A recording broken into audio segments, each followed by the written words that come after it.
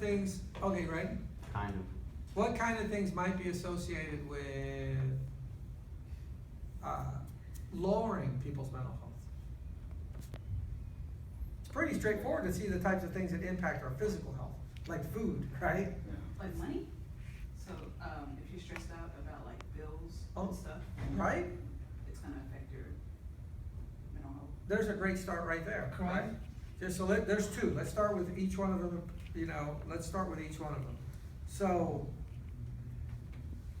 in communities, in neighborhoods where people are perpetually living paycheck to paycheck, it is quite plausible that living paycheck to paycheck, and don't forget paycheck to paycheck. We all live paycheck to paycheck, right? I mean, Americans in general live paycheck, but at least you can make it. I'm talking about people who just cannot make their bills at the end of every month. The levels of stress, right, that those Americans would feel not being able to pay their month's every bill, having to make choices about what to buy for their children or not buy for their children. Yeah, we can clearly see where that would lead to increasing levels of anxiety, right? What might be a way to cope with a high level of anxiety, potential depression because you can't pay your bills month to month? Alcohol, right? Alcohol might be a way to alleviate the stresses that individuals feel. Because what might be a way for people to deal with these stresses, which Americans tend to do when they do have money, when they do have health care, when they do have access to affordable health care. They travel, they take vacations. Well, you can go on vacations, right? You Or can go on people take a vacation in their living room in front of the TV with a case of beer. But what if you are, middle class American and you are experiencing high levels of stress? What might be a coping mechanism? Did you have something, Aspen? Drugs. Well, yeah, I think you're right. Alcohol is a I think drug. you're right. Well, I'm not alcohol, I'm talking about like, with the hardcore stuff. Yeah, here's the thing that I'm thinking about. I'm thinking about the fact that potentially in middle class and upper middle class neighborhoods, people go to see therapists. Everybody has a therapist. Everybody, and I'm not saying, everyone has someone that they can talk to about their stresses. Everyone has, not everyone, but, high percentages of Americans, middle class Americans, have an outlet by which they can a coping mechanism, right? And a relatively healthy coping mechanism might be seeking help for your mental health issues. Well, that's easier said than done when you have access to those resources. So that becomes another part of it, is that often in low-income communities, they're feeling the same stresses, maybe exacerbated, but they don't have the mechanisms by which they can deal with those stresses in a more positive manner, like seeking therapy. There's also been studies done on that, right? The proximity to healthcare services is much more complicated for low-income Americans. Add to that something else that poor Americans might lack in terms of getting to their health care. Reliable transportation. Transportation, right? In San Antonio, kills me Gotta how have a car. lousy our public transportation system is. I mean, I've lived in St. Louis, I've lived in Chicago, I've lived in Connecticut, I've lived in New Haven. Buses are always late. If- here, around and- here. and Sometimes where- they skip one around. Yeah, and where do they go and what parts, and where do they take you, right? We have a really pretty dismal public transportation system. So one of the things that happens is we can start to think about how these factors would not only impact people's physical health outcomes, but they would clearly impact mental health outcomes as well. When you have social factors that impinge on individuals' ability to even seek mental health services, we can see where certain individuals would be disproportionately affected by this. And that takes to an interesting theme of this book. So, you remember, everybody here, sociologist remembers Durkheim, right? And Durkheim's functionalist view of societies. And I would encapsulate that functionalist view. What does that mean? Structural functionalism? Yeah, his, The society is an organism and all the parts work together. for yeah. a whole. So the society is like a big organism. The parts all work together, they're They interdependent. all have A role to play. purpose. Yeah, everything has a purpose, there's a role to play. That's why they're there. And the whole thing works together. Well, the authors of the book make an interesting point that, there are two, so think about the fact that your body can be, very much, Durkheim would have been all over this. The human body can be healthy, the human body can be unhealthy, right? Well, Durkheim reasoned that societies can be that, can function, societies can be pathological, or they can be, in a state of equilibrium. So that was his whole kind of functionalist reasoning.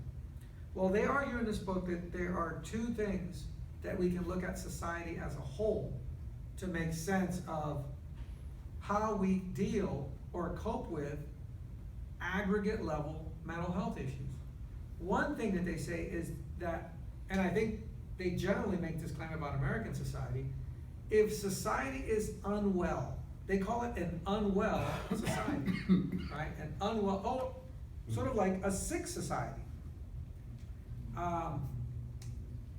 For them, a sick society, an unwell society, has certain characteristics that are associated with all of our mental health outcomes. For industrialized, wealthy societies, the United States ranks rather high in terms of psychological distress around the world for highly industrialized societies. The authors of your book want to make the case that part of that is because we are an unwell society. Any ideas? No, right? No? Aren't we a Yeah. post-industrial society? No, that's different. That's a different thing. Look, let me just go straight forward with it. According to the author of your book, an unwell society does not have the types of policies, the types of resources made available to people to mitigate the effects of mental health crisis, right? So we are a type of social system that does not emphasize mitigating against sort of public health, public mental health. So there's a big aspect, and that is why many of our students are majoring in public health. The point of public health is that public health is not associated with any single individual. Public health is about the health of entire populations. Therefore, the only way to mitigate the effects of aggregate public health is through public policy. So the book is going to it's not going to be shy to say, and in this class, in any public health class, that you're going to be dealing with the intersection of aggregate populations, their health, and the type of public policy that is going to successfully alleviate public health issues, and specifically mental health. So they would argue in the book that, frankly, the United States, we don't do a very good job of that. We don't do a very good job of providing the type of framework by which we can deal with issues of mental health positively in the United States. So backtracking, what might be a public policy approach to dealing with issues of mental health in American society? What might be a public health policy to deal with mental health issues? More education. What do you mean by that? Just educating people on what mental health is and ways of dealing with it, and not to come across as people who have a mental issue are stigmatized. Okay, so one is education. Okay, so one would be educating people about what mental health is, how mental health works, and then potentially talking about stigma. And when you say education, what do you really mean by what kind of public policy would you implement? Like maybe, Speak up. Don't be shy. I'm not sure, but maybe like, more like forums, like a traditional forum way of teaching, like, books or lectures, or taking people to these, like, I don't wanna say, like, hospitals, and like, I'm not really sure. Yeah, but, no, yeah. Just like getting, like, trying to know someone else, and just like from their point of view, know what it's like, teach that person, like, Okay. learn how it's like with someone on a daily basis who lives with mental illness, how to deal with it, and then how they cope with it, and just sort of like put yourself in their shoes. Okay, so you're alluding to public health policies that are really associated with education, Yes. right? And where do we educate kids? In school. What? Public schools In public, primarily. in public schools. When I was in evaluation, I read this, evaluation that they were trying to bring like suicide awareness. And what they did was they went to like high schools and they implemented like this whole little, you know, you would take a pre-test and a post-test and they would, talk to kids about recognizing the symptoms of suicide. And I think that's kind of what Yasmin was getting at, to do something like that in schools. Yeah.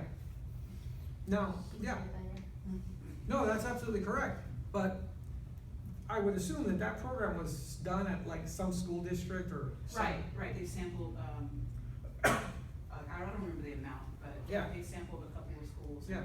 They still even went and, they selected like certain students to be involved, but I Yeah. don't remember the whole sample method. So let's just say that that program works and has some positive outcomes. It's a fraction, I mean, it's a minuscule fraction of all of the kids in the United States. So what do you think what do you think makes it difficult for us to propose educational, national level educational, programs that would mitigate some of the effects of negative mental health? Just the resources required to carry out. Money, right? Money, yeah, yeah. Money. Where does the government get its money to run stuff? They Taxpayers. don't From put taxes, enough money right? into the education budget. So the money comes from taxes and the government decides what to do with it, and we already have politicians saying we should cut taxes, right? We should cut taxes, including Programs. cutting programs, right? So we're cutting programs and cutting taxes, so that is there. No, I'm not telling you, you gotta vote, you love Trump, love Trump. If you love Hillary, love Hillary. You gotta do what you gotta do. But, the general consensus is that, from the authors of your book, is that in, an unwell society, is gonna worry primarily about, lowering individual taxes and less about the kind of social services that may mitigate some of the effects of, some of these structural effects that impact negatively on mental health. Now, I think using the educational system is a good point to go to the second thing that they raise. Because how do we fund our schools? So let's say we have these great educational programs and we want to start them as early as elementary school. And we want to do it all around the country. But how do we fund our public schools? Well, public schools, comes from the government, but then you have private schools, which is a whole nother Sure, sort of sure. funding. Sure, but here's what's interesting, let's think about this. In the United States, the federal government only funds a small percentage. I think it's somewhere about 14 to 20% of our public schools. So the federal government funds, it's a minority of what schools need is funded by the federal government. So where does the funding for our schools come from? It comes from us. From- It comes from the people that work and pay taxes. So the federal government, More than the government just administers it. the federal government and the state, at least definitely in Texas, the state and the federal government fund a small